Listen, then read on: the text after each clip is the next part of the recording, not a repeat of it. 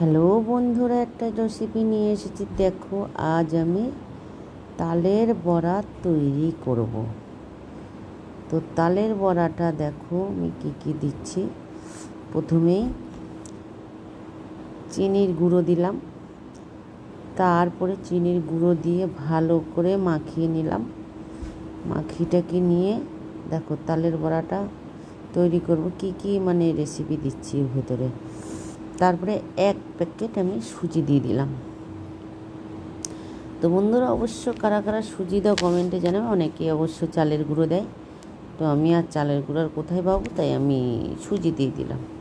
এইবার আমি 1 কিলো চিনি নিয়ে এসেছি, তার মধ্যে 250 গ্রাম চিনি দিয়ে দিলাম।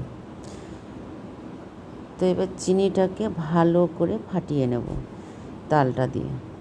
দেখো, এখনও আমি হাত লাগাইনি তালের মধ্যে, তো খুন্তি দিয়ে ঘাটিয়ে নিচ্ছি।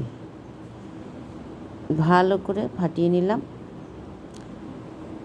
দেখো ভাটানো হয়ে যাচ্ছে। এবার আমি এর ভিতরে 500 গ্রাম ময়দা দিয়ে দিলাম। না, ময়দা না, সরি, চালের গুঁড়োও না, আটাটা দিলে কি হয়, বড়াটা একটু নরম নরম হয়। এটা তো এখন ভালো করে মাখাতে হবে। দেখো, এবার ভালো করে মাখিয়ে নিচ্ছি খুন্তি দিয়ে হালকা করে। আমার তার মধ্যে একটু জল তেষ্টা পেয়ে গেল। দেখো কতটা জল খেয়ে নিলাম, খুব জল তেষ্টা পেয়েছিল। তার মধ্যে আমি এইবার আমি এর ভিতরে 1 প্যাকেট আমুল দুধের প্যাকেট দিয়ে দিলাম। 1 প্যাকেট আমুল দুধ দিয়ে দিলাম।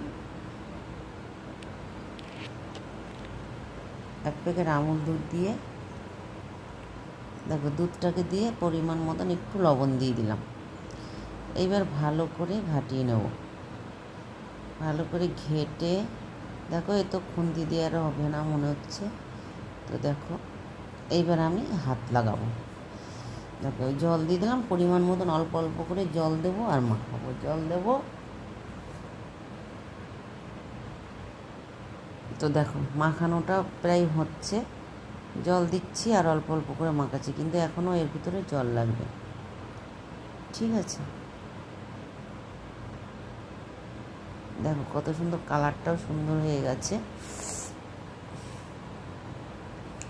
কালারটা এত সুন্দর হয়েছে দেখো। আরও একটু জল লাগবে এর ভিতরে। তোর ভিতরে চিনির গুঁড়ো ছিল, তো চিনির গুঁড়োগুলো দিয়ে দেবো। চিনির গুঁড়ো আর কি করব, নষ্ট করে তো লাভ নেই। চিনির গুঁড়োগুলো দিয়ে দেবো। তো ভালো করে মাখিয়ে নিতে হবে।